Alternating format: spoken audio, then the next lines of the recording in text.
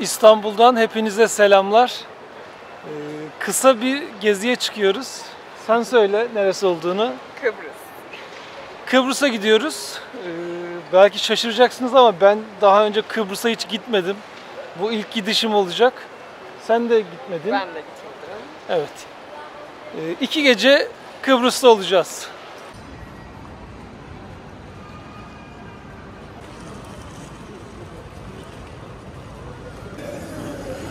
Uçağımız 10.35'te. Artık yavaş yavaş geçebiliriz.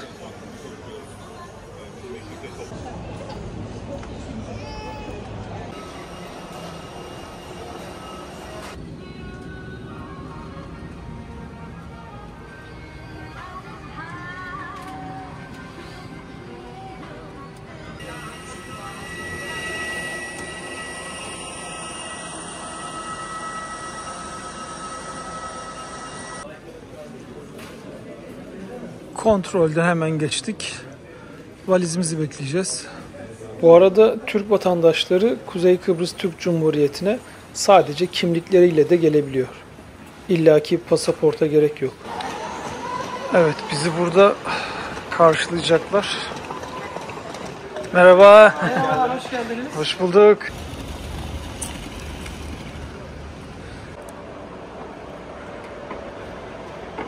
Otele gitmek için aracımıza yerleştik.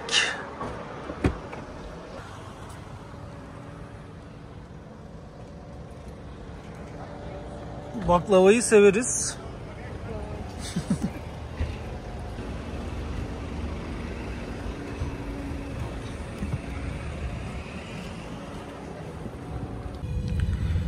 Biz Demtur'un davetiyle buradayız.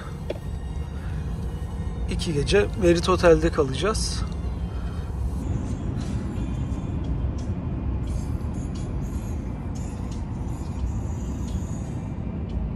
Direksiyon sağda. Tahmin edeceğiniz üzere İngiltere'nin etkisi. Bildiğim kadarıyla İngiltere burayı bir 100 yıl kadar sömürmüş. Merit Diamond Otel'de kalacağız. Merit'in burada birkaç tane oteli var. Son yapılanı Diamond. Otelimize de geldik. Odalar tabii çok güzel. Söylememe gerek yok. Bugün otelde olacağız. Dinleneceğiz. Yarın ise kültür turumuza başlayacağız. Bugün belki denize gideriz. Plaja. Ne dersiniz Zülal Hanım? Belki mi? Hemen gitmiyor muyuz? Koşarak. Hem kumlu plaj var. Kum istemezseniz iskelelerde de güneşlenip oradan denize girebiliyorsunuz. Bugün keyif yapacağız. İskeleyi tercih ettik.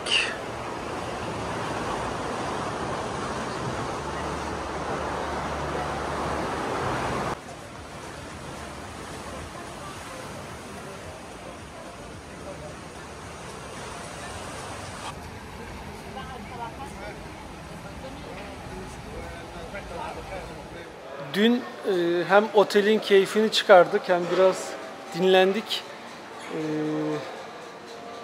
Bugün ne yapacağız? Kıbrıs'ı gezeceğiz. Nereleri? Gazi Magusa.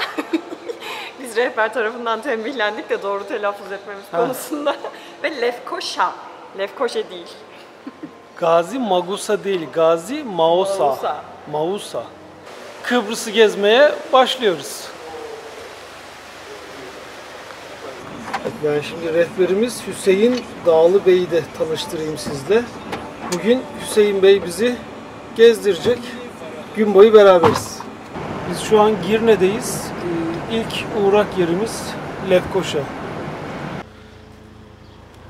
Şimdi Kıbrıs'taki olaylar 1963'ten itibaren 63 Aralık ayından itibaren. İlk geldiğimiz yer Barbarlık Müzesi.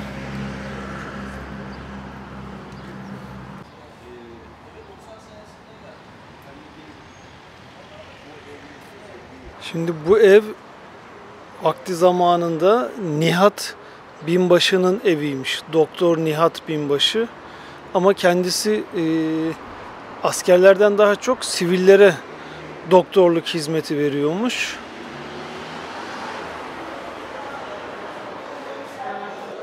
bütün savaş dönemi Kıbrıs'ın tarihi burada anlatılıyor. Rumlar 1963 Aralık ayında Nihat Binbaşı'yı öldürmek için bu sokağa geliyorlar ve hangi ev olduğunu tam bilmedikleri için sokaktaki bütün evlere girerek içeride kim var kim yok öldürüyorlar. Eve ilk geldiklerinde Nihat Binbaşı evde yokmuş ama eşi ve çocukları evdeymiş. Eşi ve çocuğu da banyoya saklanmış ve maalesef banyoda onları katletmişler. Burada da olay anı böyle simgeleniyor. Bakın orada hani gölgeler, eşi ve çocukları.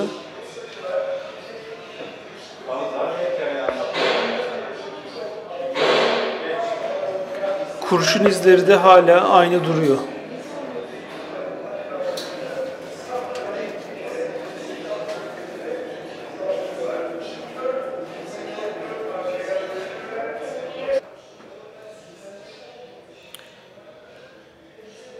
Nihat Binbaşı'nın üniforması.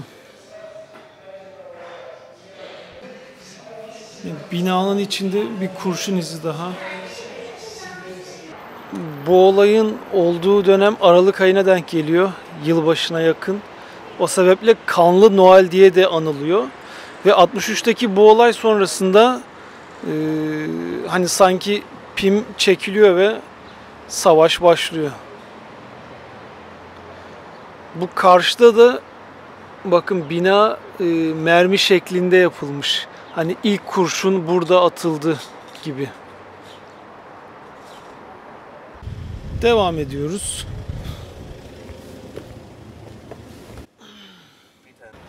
Önceden bu bulunduğumuz sokağa girmek yasakmış ama yakın tarihte artık biraz daha esnemiş bu işler. Şu an sınır bölgesindeyiz Lefkoşa'da. Şu gördüğünüz ara yer Türk askerlerinin kontrolünde. Sonraki ara yer Birleşmiş Milletler'in kontrolünde. Arkada ise Rum askerlerinin kontrol alanı ve şu evin sonrası da karşı taraf. Lefkoşa'nın diğer tarafı Rum bölgesi. Bakın bu evde ta savaş döneminden kalma izleri görüyorsunuz.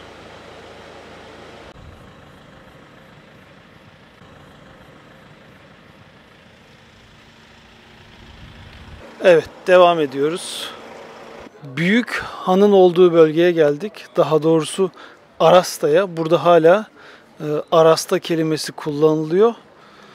Hani böyle açık çarşı deseniz burada kimse anlamaz dedi rehberimiz. Arasta diyeceksin dedi. Şimdi Büyük Han'ı gezeceğiz.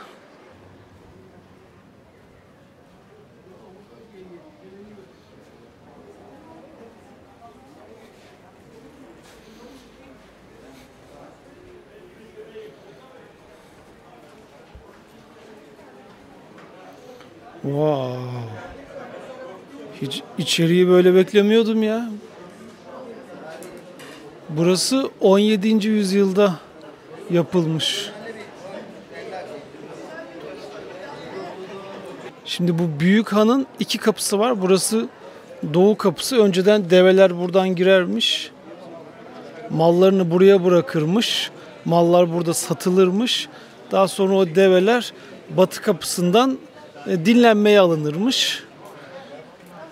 Muhtemelen buralarda da deve sahipleri ya da tüccarlar o zaman konaklıyordu ya da dinleniyordu. Yani fazlasıyla fotoğrafik bir yer. Şu kaktüs mü ya? Bu neymiş böyle?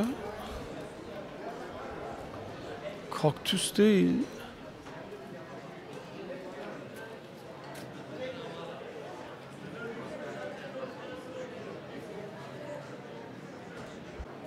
Burası turistik bir yer ama mesela şuralarda oturanlar hep yereller. Hani rehbere özellikle sordum. Yo, ben de işim yoksa gelirim burada oturur kahve içer, kitabımı okurum dedi. Hani tarihin içinde yürüyor gibisin. Restoreyi de yalan yok, düzgün yapmışlar, güzel yapmışlar. Restorasyonu.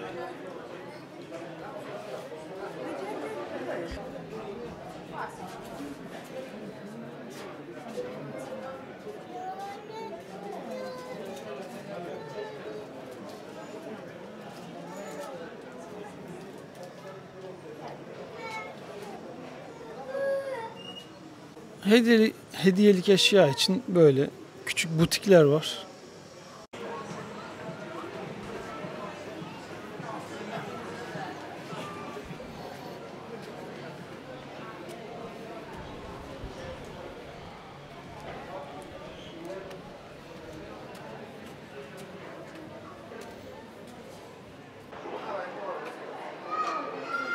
Bu kaktüs de böyle mesela gördüğünüz gibi her yeri saran bir cinsi de var. Onu da rehbere soracağım.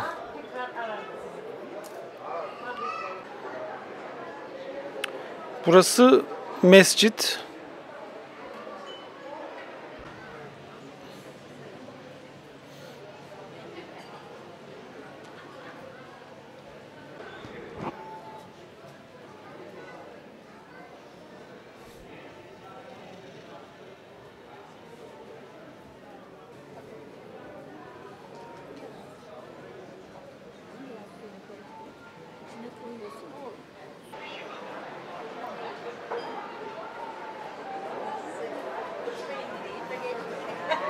Bu da ne güzelmiş ya.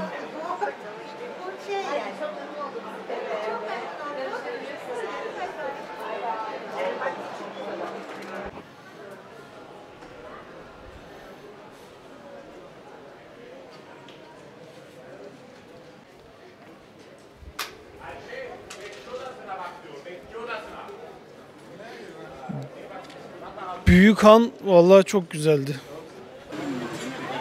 Şimdi batı kapısından çıkıp küçük bir yürüyüş yapacağız. Hayvan barınakları burasıymış. Yani develerin, atların. vakti zamanında develerin, atların durduğu, kaldığı yerler.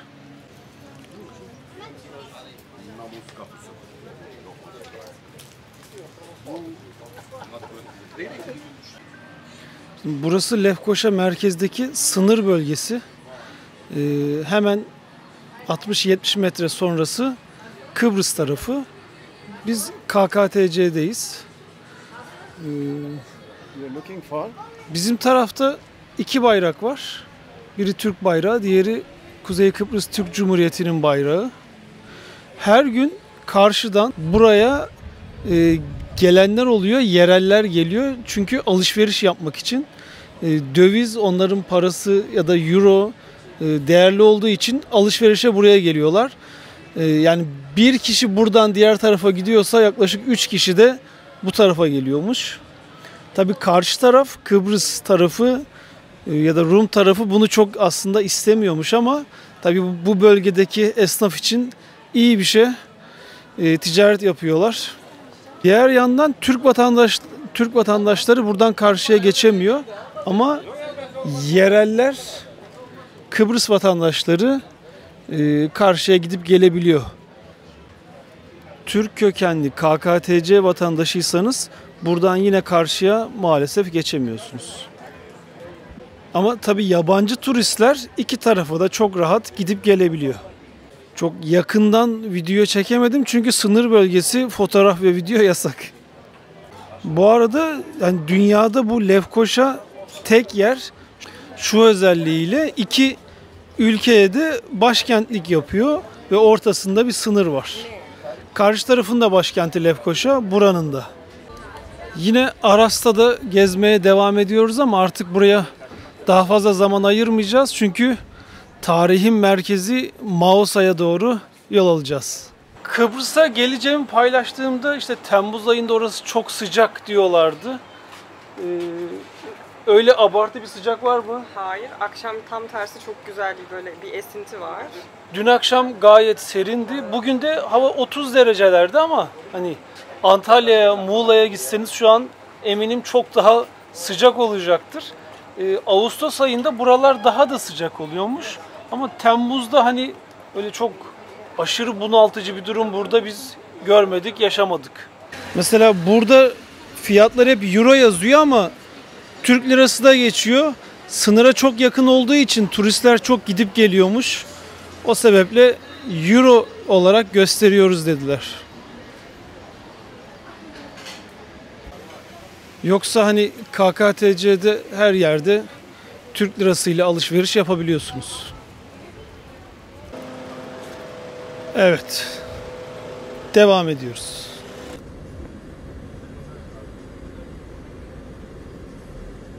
Sırada Barnabas Manastırı ve Müzesi var. Barnabas İncil'ini duymuşsunuzdur. Biraz ona da değineceğiz burada.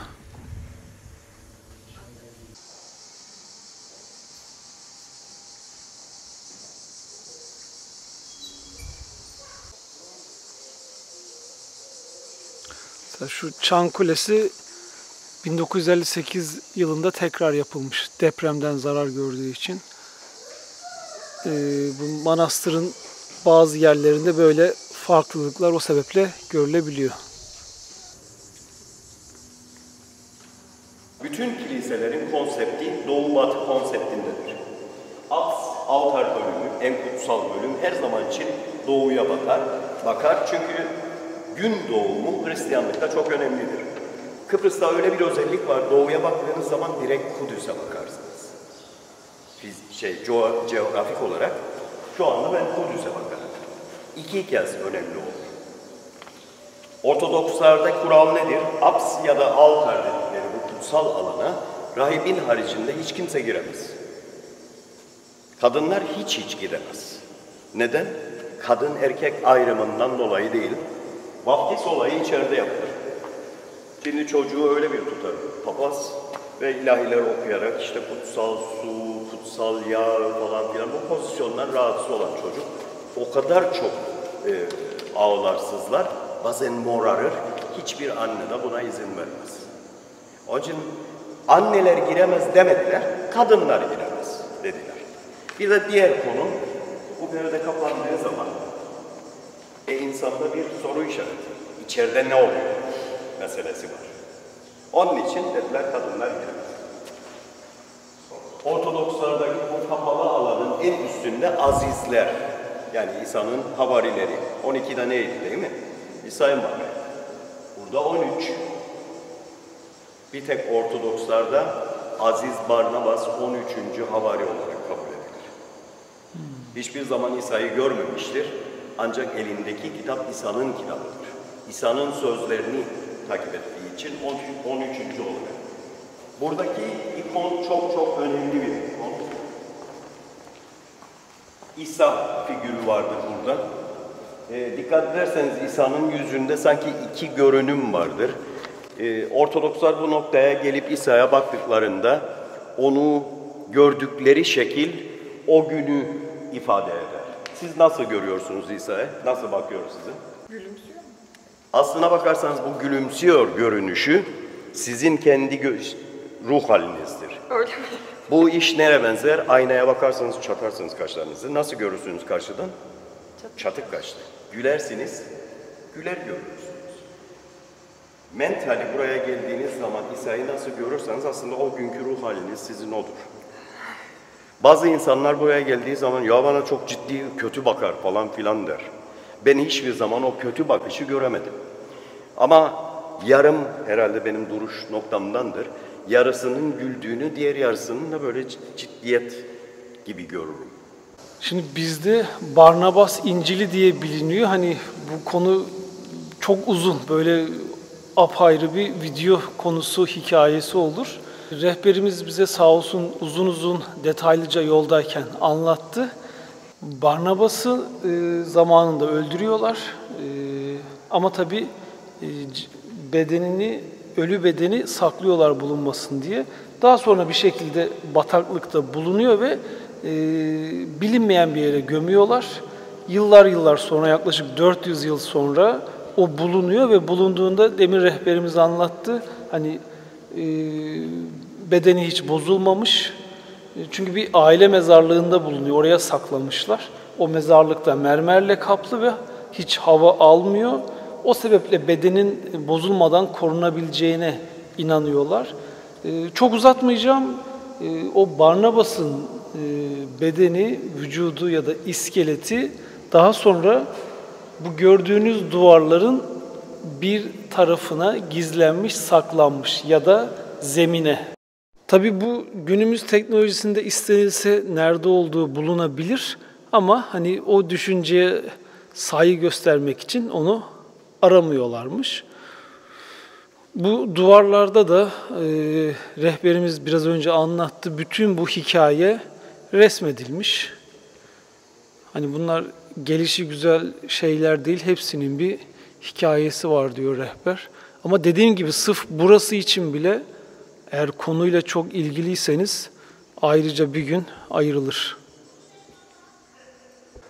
Tabii şimdi Barnabas İncil'i nerede acaba diye merak edenleriniz olabilir. Ben de merak ediyorum. Konuyla ilgili çok şehir efsanesi var, hikaye var. Rehberimiz sağ olsun yine anlattı ama biraz karışık konular. İlgilenen dediğim gibi Google'dan arayıp sanırım bu hikayelere ulaşabilir. Barnabas İncil'inin Türkiye'de saklandığı da söyleniyor. Ona da inananlar var. Hani benim konu hakkında daha fazla bilgim maalesef yok. Şimdi ise Barnabas'ın bulunduğu yere gidiyoruz. Şimdi burası Barnabas Manastırı. Burada şapel. Önceden buralar hep bataklıkmış. Zaten deniz seviyesinden 1 metre aşağıda. O dönemlerde bu bataklığı kurutmak için Avustralya'dan okaliptus ağaçları getirilmiş. Mesela burada bir örnek kazı alanı var. Roma mezarlığı. Buralar tabi bataklıkken bu mezarlar yapılmış ama ölüleri direkt bataklığa bırakmıyorlarmış. Çünkü zemin ıslak. Buraya ölü beden bırakırsanız hastalık yayıyormuş. Bedeni, ölüyü kesinlikle toprakla temas ettirmiyorlarmış. Gördüğünüz bunlar kayalar. Bir şekilde ölüyü böyle dik de koyabilirlermiş ya da üst üste de koyabilirlermiş ama kesinlikle toprakla temas ettirmiyorlarmış. Sonra bu okaliptus ağaçlarından sonra buradaki bataklık kurumuş. Barnabas konusuna geri dönersek, Barnabas'ın bedeni nerede olduğu bilinmiyormuş ama şurada bir Roma aile mezarlığı var ve Barnabas'ı ilk bulan kişi, bu bataklıkta bulan kişiler o aile mezarlığının bir köşesine Barnabas'ı saklamışlar ve Barnabas İncil'ini de onunla beraber oraya gizlemişler. Barnabas'ın mezarının ya da Barnabas'ın bulunduğu yer.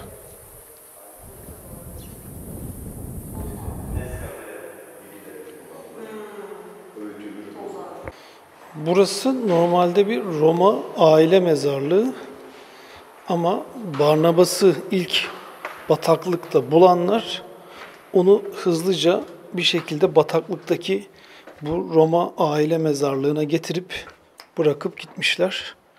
Ve inanışa göre o Barnabas İncil'i de Barnabas'ın üzerindeymiş. Şimdi o dönemde Roma aile mezarlarında merdivenden indiniz. İlk mezar, aileden ilk ölen kişinin mezarı olurmuş. Sonra başkası öldükçe bu böyle genişletilirmiş. Hemen buranın arkasında karanlık bölge var. Şimdi oraya gideceğim. Barnabas İncil'inin burada bulunduğu tahmin ediliyor.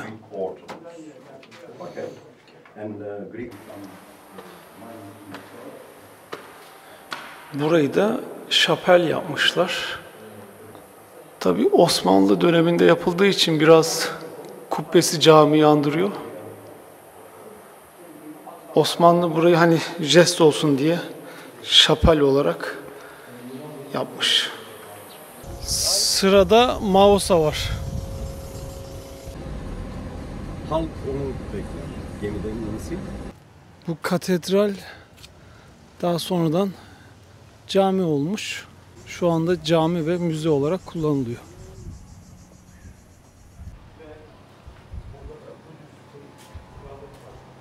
Evet, ön tarafındayız.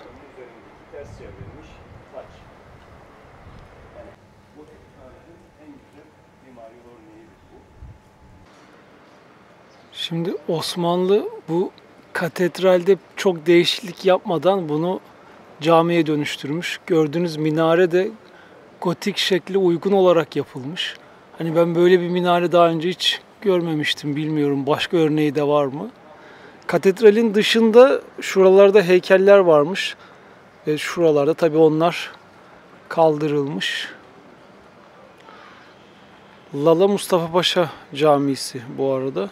Şimdi içine gireceğiz. Şimdi camiye girişte bakın yukarıda bir yuvarlak var.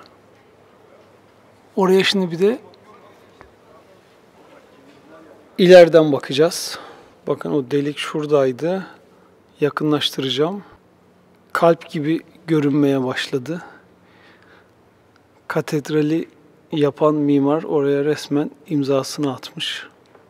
Osmanlı burayı ilk fethettiğinden beri bu katedral cami olarak kullanılıyormuş. Şu duvarlarda tabi duvar resimleri varmış ama üzerleri boyanmış.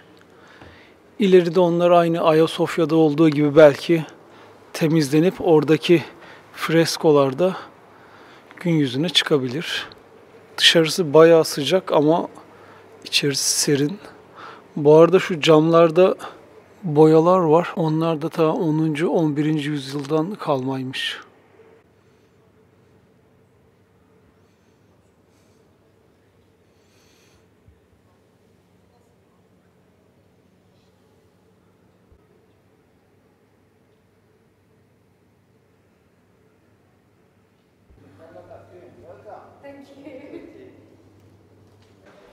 Vallahi caminin ya da katedralin dışı ayrı güzel, içi ayrı güzel. Bu ağaç Kıbrıs'ın en yaşlı ağacı, yaklaşık 800 yaşında. İncir türü gibi bir meyvesi var. Yılda 9 kez meyve veriyormuş ama sadece 2 kez o meyve yeniyormuş. Geçen yıl bu ağaç ölmek üzereymiş. Hastalık geçirmiş, her tarafı sapsarı olmuş, yaprakları sararmış. Türkiye'den 28 kişilik bir heyet getirilmiş. Heyet incelemiş, bazı yerler budanmış. İnjektörle artık vitamin takviye yapılmış ve ağaç tekrar sağlıklı haline kavuşmuş. Gün geçmiyor ki yeni bir şey daha öğrenmeyelim. Şimdi burada Namık Kemal'in büstü var.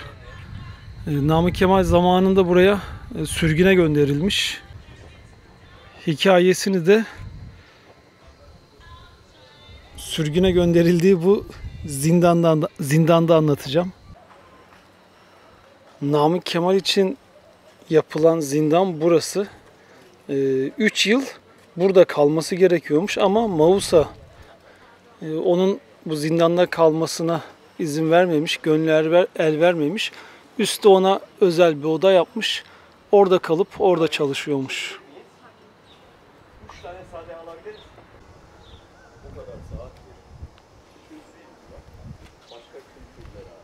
Şimdi burada bir kral mezarlığı var. Burada da Osmanlı döneminde yapılan bir çeşme. Bu lahit, bu ölümü simgeliyor. Çeşmeden su içmeye kalktığınızda ayağınız ister istemez buraya değiyor ve hani bu da Mevlevilikten geliyormuş. Hem ölüme dokunuyorsun hem de su içiyorsun, yaşamı hissediyorsun, ölümü unutma gibi bir anlamı var. Tabii bu yoruma açık. Hani bir sanat eseri gibi başka gelen biri belki bunu başka şekilde de yorumlayabilir. Rehberimiz bize böyle anlattı. Son olarak Maraş bölgesine gidiyoruz.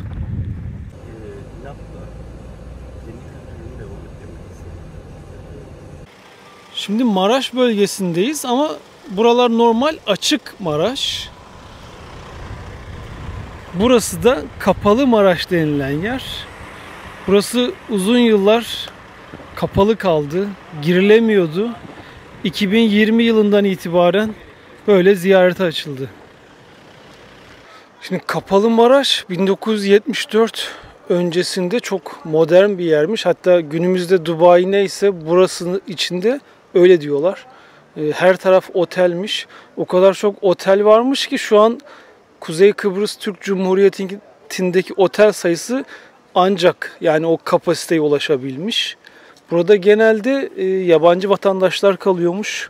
Hani birçok büyük otomobil markasının ofisleri burada bulunuyormuş. Hani o denli önemli bir yermiş bu Kapalımaraş bölgesi. Şu an burası açık. Biz burada yürüyebiliyoruz ama bu gördüğünüz alan aslında Birleşmiş Milletler'in kontrolünde. Yani bize hadi dışarı çıkın deseler çıkmak zorundaymışız. Ve burada hiçbir şekilde yerleşim olamıyor, yasak.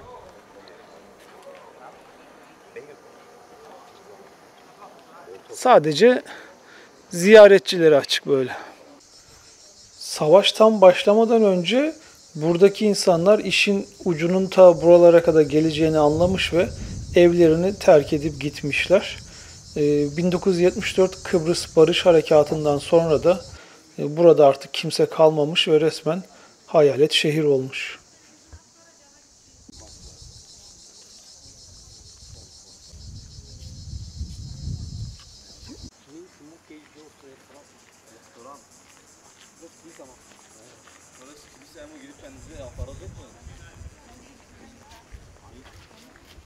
Kapalımaraş'ta hani bir tek savaşın izleri burada var. Yoksa bu bölgede öyle çatışma vesaire olmamış. Sadece vakti zamanında şu bina bizim uçaklar tarafından bombalanmış.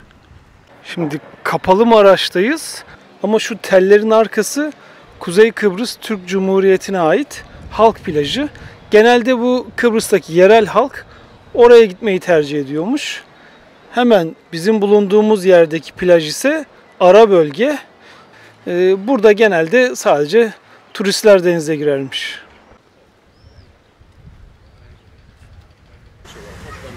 Bakın burada ıssız harabe evler. Ya burası 2 yıl önce açılan plaj. Ama tabii şuraya kadar kullanabiliyorsunuz. Bu arada Kapalımaraş bölgesi ta şuraya kadar devam ediyor. Ve bu gördüğünüzün 3 katı da böyle içeriye doğru devam ediyormuş. Bu gördükleriniz hep otelmiş. Bu yarım kalan inşaatlar da ta o 70'li yıllardan ne kadar çok otel, bina olsa da o zaman yine de yeterli gelmiyormuş. Tabii kapandığında o yarım inşaatlar da böyle kalmış. Bu bina daha önce İngiliz askerlerinin tatil yaptığı hani otel gibi bir yermiş. İngiliz subaylarının ya da ailelerinin.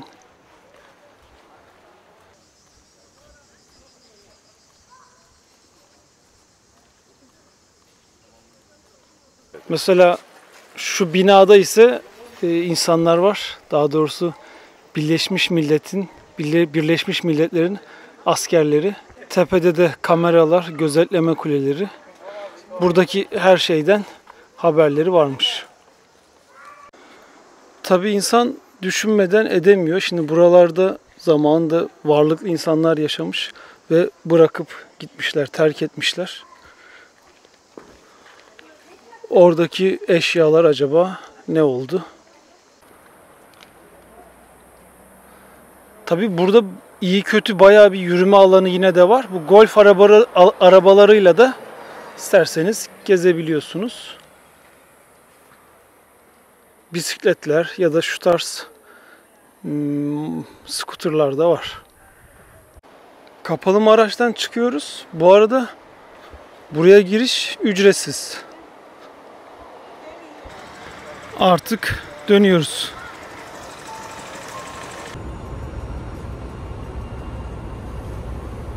Bugün dolu dolu gezdik. Yani günün hiç bir dakikası bile boş geçmedi. Tabii sağ olsun Demtur bize özel araç ve rehber ayarladı. Onun da etkisi büyüktü. Olur ya bu taraflara gelirseniz tabii araçsız bu işleri yapmak çok olası değil. Hani Demtur'dan araç da kiralayabilirsiniz ya da bu gibi hizmetleri de alabilirsiniz. Ben Kıbrıs'ta gezilecek bu kadar çok yer olduğunu bilmiyordum.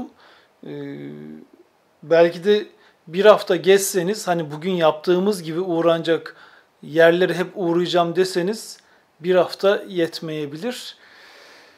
Bugün yorulduk. Hava da hani dün bahsettim, biraz çok sıcak değil demiştim. Bugün tabii çok dışarıda vakit geçirdiğimiz için biraz bunaldık. Ama bence yine de bir Antalya sıcağı kadar değildi.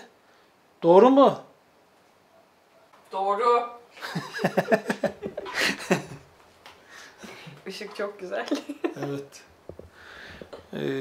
Biz şimdi artık bir akşam yemeğini yiyelim. Biraz dinlenelim.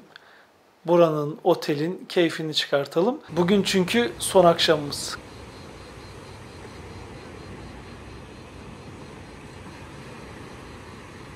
Akşam yemeği için Merit Kristal Otel'in Ottoman restoranındayız. Burada ağırlıklı kebap var. Ama bir de böyle güzel de bir manzara var.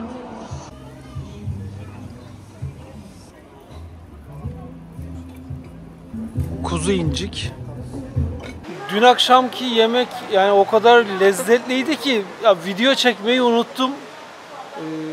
Yani hani bizi buraya davet ettiler diye söylemiyorum. Benim son aylarda, belki de son yıllarda yediğim en lezzetli yemek, en lezzetli etlerdi.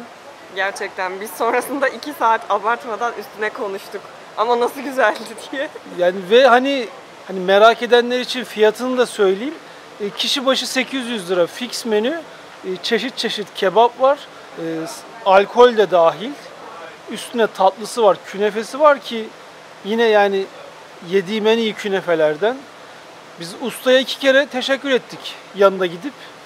Yani olur ya Kıbrıs'a geldiniz, kesinlikle Merit Kristal'deki Ottoman restorana gidip kebap yiyin, künefe yiyin. Evet, dışarıdan da giriş oluyormuş. Evet, dışarıdan da geliniyor. Yani inanılmaz lezzetliydi. Biz bugün yine kısa bir geziye daha devam ediyoruz. Bugün hava bayağı sıcak. Çok dışarıda dolanmak istemiyoruz ama şu yukarıda bir Karmi köyü var. Oraya gideceğiz hızlıca. Köyün adı aslında Karaman'mış ama köyde hep İngilizler yaşıyor. Bir şekilde onlar Karmi dedikleri için öyle kalmış.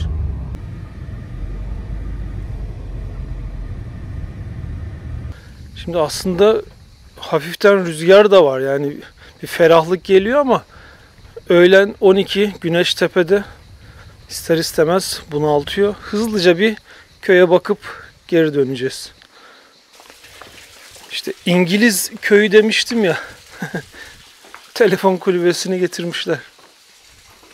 Önceden bu köyde sadece İngilizler yaşayabiliyormuş. Ama artık başka milletten insanlar da varmış. Tabi burada küçük butikler var ama kapalı, çünkü siesta zamanı. Kıbrıs'ta bir siesta kültürü var. Öğlen böyle yazları mola veriyorlar. Çalışmıyorlar 1-2 saat. Belki de uyuyorlar. Ada insanlarında genelde bu var. İlk başta hani sanki tembel gibi düşünülebilir ama ya ada insanın kültürü bu. Bunu ben birçok gezimde gördüm, tecrübe ettim. Ve eminim adada siz de kalsanız siz de hemen o kültüre uyum sağlarsınız. Biraz sanki Alaçatı'yı andırıyor bu çiçekler. Evlerin şekli, taş evler. Çok fotoğrafik yer. Bu arada siesta kültürü asıl devlet dairelerinde varmış. Yazın sabah 9, öğlen 2'ye kadar çalışıyorlarmış. Sonrasında tatil. Şimdi burada güzel bir manzara var.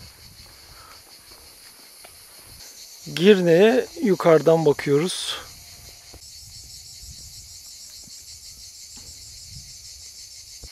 Gelincik basamaklarından arabaya geri dönüyoruz. Yalnız çok güzel ya.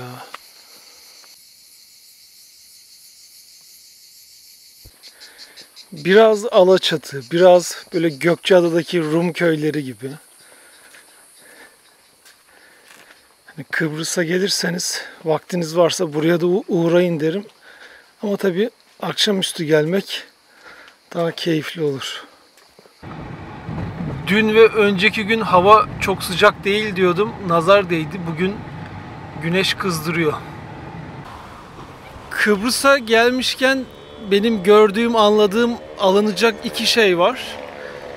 Biri alkol. Çünkü alkol burada çok hesaplı Türkiye'ye göre.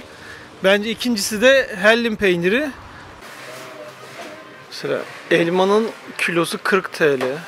Portakal 26. Merak edenler için hızlıca göstereyim.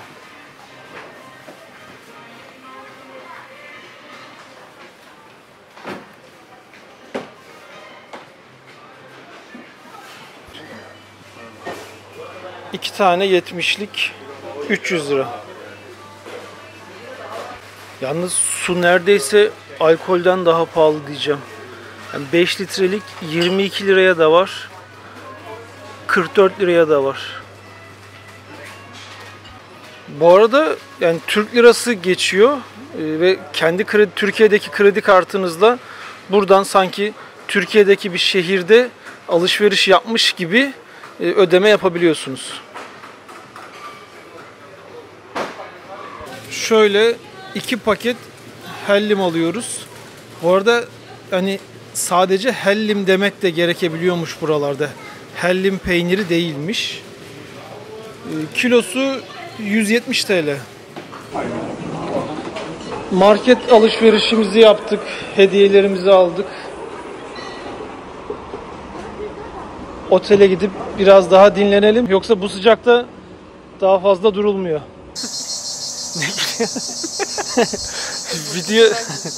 video çekeceğim. Yavaş yürü dedim de. Yürüyemiyorum yavaş.